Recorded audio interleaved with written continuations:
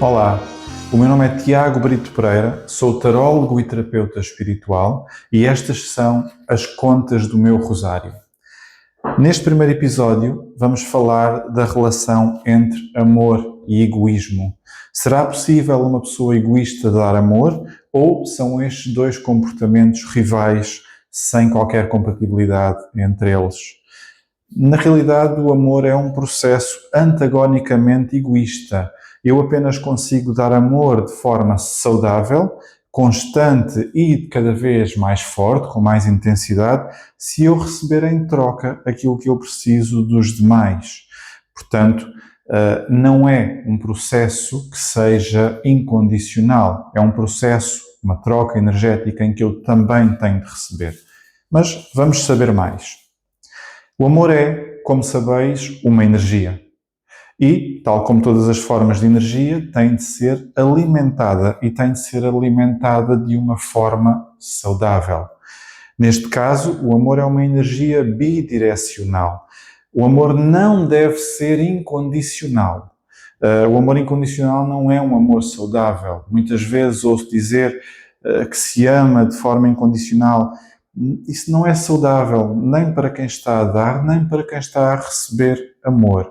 Se pensarmos em amor incondicional, amor em que não há qualquer condição para nós darmos amor, a única forma que existe é no relacionamento entre pais e filhos, e mesmo assim, às vezes, não é bem uma forma de amor incondicional saudável. O amor tem de ter condições, ou melhor, a oferta de amor, o dar amor, tem de ter condições. E a condição principal é que eu também receba amor em troca. E isto é válido em qualquer relacionamento interpessoal, seja com familiares, seja com amigos, seja com colegas de trabalho, seja com uma relação amorosa. A condição para dar o amor é receber em troca aquilo que eu necessito. E a minha capacidade de dar amor verdadeiro está diretamente ligada ao amor que eu recebo em troca. Ou seja, quando eu não recebo em troca aquilo de que eu necessito, vai-se criar um processo tóxico, um processo em desequilíbrio, em que eu recebo menos do que dou e mais cedo ou mais tarde este processo vai ser interrompido. Portanto, não é um amor verdadeiro. Um amor verdadeiro é o oposto. Já vamos falar sobre isso. Como é que eu sei dar e receber amor? Primeiramente, eu tenho de saber aquilo que eu quero. Ou seja, eu tenho de fazer uma introspecção constante de como eu me sinto, daquilo que eu preciso para ser feliz na minha vida e que tipo de benefício é que eu recebo em amor da parte de outra pessoa. Ou seja, se eu sei para onde vou, se eu sei aquilo que preciso, eu sei também pedir aquilo que eu preciso. Devo manter sempre em mente estas minhas necessidades, conseguir identificar as características na outra pessoa que seja capaz de me dar aquilo que eu preciso. Eu tenho de conseguir identificar essas características como? Não nas palavras que as outras pessoas têm, mas sim nas suas ações. Ou seja, não é o que a pessoa me diz, não é o que a pessoa dá a entender, é aquilo que a pessoa faz verdadeiramente, as suas ações. E, de igual modo, eu tenho de saber comunicar claramente as minhas intenções e as minhas necessidades a essas pessoas. Nós não podemos esperar que as outras pessoas adivinhem aquilo que nós precisamos. Nós temos de ser capazes de dizer: eu preciso disto, estou carente, faz-me falta aquilo, gostava que fizesses isto, gostava que me desses aquilo. Eu tenho de saber comunicar essas intenções e essas necessidades. Ora, como é que eu as sei comunicar? Eu só as posso comunicar se eu souber quais são, não é? Portanto, quando eu falo em egoísmo no princípio deste vídeo, eu falo num egoísmo, atenção, saudável. Ou seja, eu tenho de saber olhar para dentro, saber as minhas necessidades e não prescindir delas. E ao fazê-lo, eu estou a ser egoísta.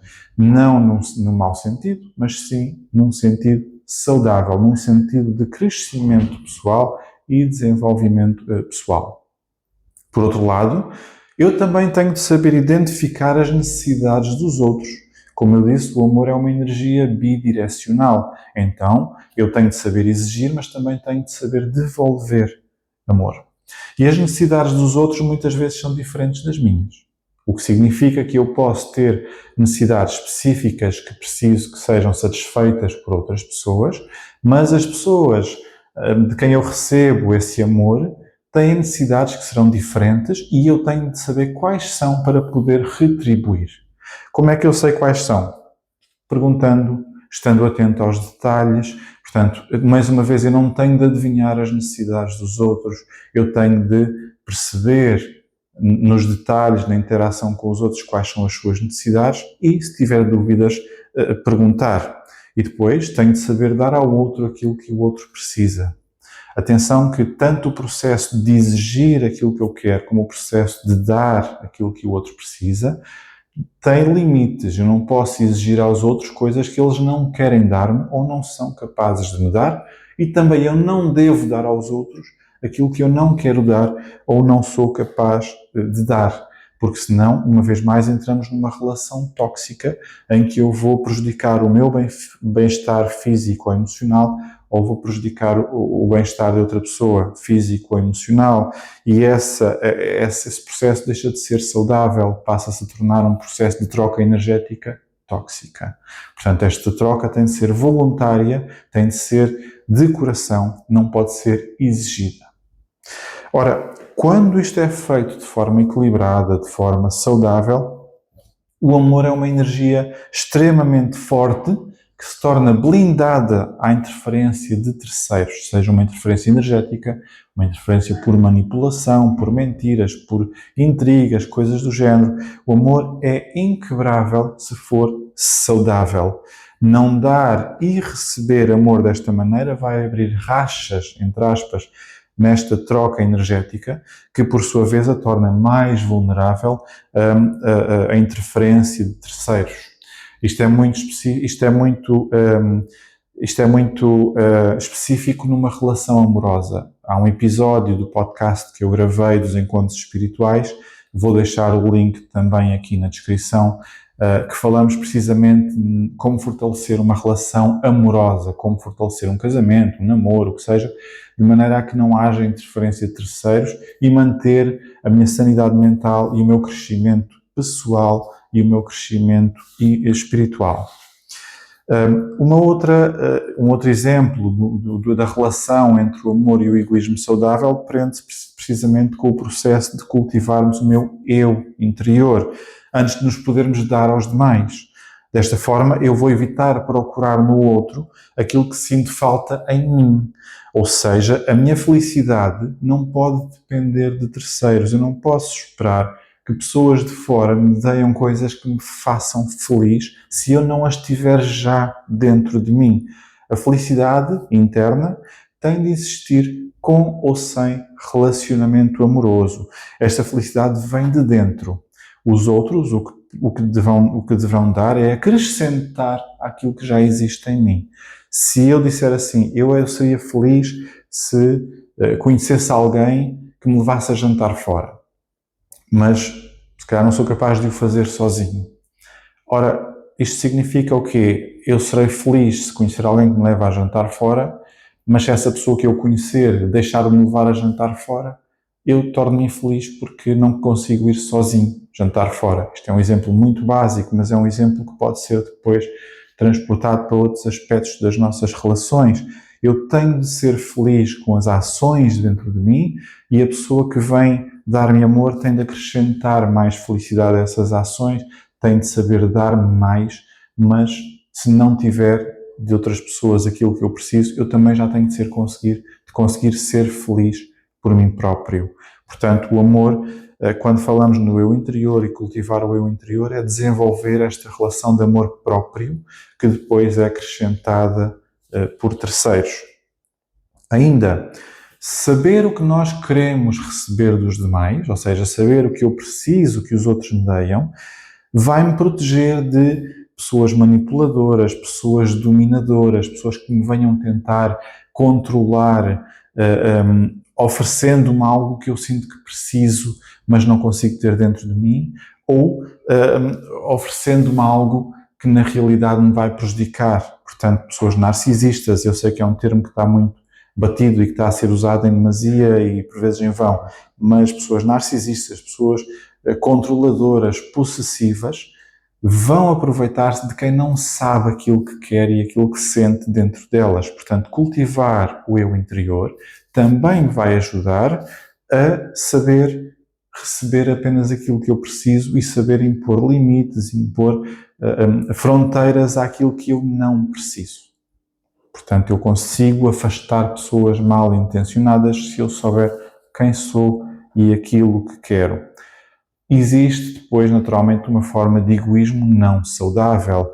Quando eu falo aqui em egoísmo, é sempre um egoísmo saudável. Portanto, quando o egoísmo não saudável é aquele egoísmo em que eu quero receber bastante e não dar nada em troca. É aquele em que eu me foco no ato de receber, mas nem sequer me preocupo em saber se estou a dar. Ou seja, não é o querer dar, é nem sequer me preocupar se a pessoa que me está a dar amor está a receber algo de mim em troca, se a pessoa está a receber aquilo que precisa. Portanto, esse egoísmo não é saudável. Não vamos confundir a palavra egoísmo, que a palavra egoísmo, hoje em dia, também um pouco pela religião, pela influência da religião, está conotada de forma negativa. Não tem de o ser. O egoísmo pode ser saudável se permitir a abertura a terceiros no bom sentido, e não é saudável se fechar a minha abertura a terceiros. Em conclusão, somente quando nos conhecemos, sabemos aquilo de que precisamos, sabemos o que podemos e queremos dar aos demais, e quando nos conhecemos verdadeiramente, podemos impor limites saudáveis na troca desta energia que é o amor, e este laço energético vai se tornar forte, inquebrável e vai resistir a tudo. Então, não rejeitem o egoísmo saudável, não pensem que o egoísmo é algo pouco espiritual. O egoísmo saudável é, na realidade, a base do equilíbrio espiritual e da proteção contra as más energias. Façam o favor de olhar para dentro, façam o favor de ser exigentes com aquilo que querem receber do próximo e sejam exigentes convosco a dar igualmente ao próximo aquilo que o outro precisa. Espero que tenha sido esclarecedor. Se gostaram deste episódio, comentem, partilhem. Não se esqueçam de pôr um gosto, de subscrever esta página do YouTube. Partilhem com alguém para quem isto possa fazer sentido. E vamos nos encontrar na próxima semana, uma vez mais, para mais contas do meu rosário, onde vou falar sobre as técnicas de sedução que o mal utiliza para nos manipular. Bem-ajam e até lá.